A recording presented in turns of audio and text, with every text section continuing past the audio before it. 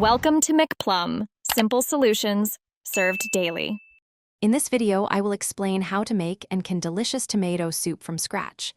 We will cover everything from selecting the perfect ripe tomatoes to safely preserving your homemade creation.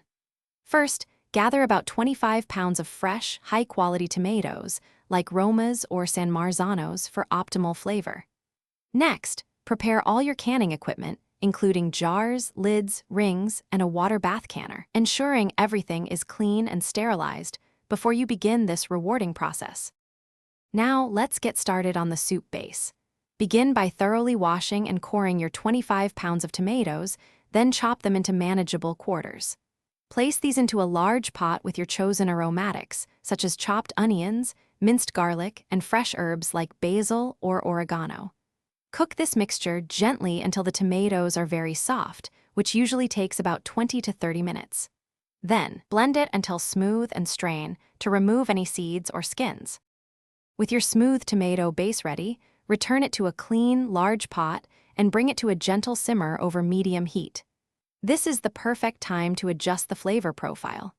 Add seasonings like sea salt, freshly ground black pepper, and a small amount of sugar to balance the natural acidity of the tomatoes.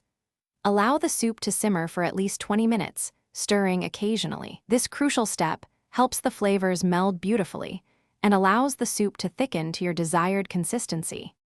Finally, it's time to preserve your delicious homemade tomato soup. Carefully ladle the hot soup into your sterilized pint or quart canning jars, ensuring you leave exactly 1/2 inch of headspace at the top. Wipe the rims clean, apply the lids and rings, then process the filled jars in a boiling water bath canner for 35 to 40 minutes, depending on your altitude. After processing, cool the jars completely for 24 hours. Then check the seals before storing them in a cool, dark pantry. Thanks for watching. Stay juicy and subscribe.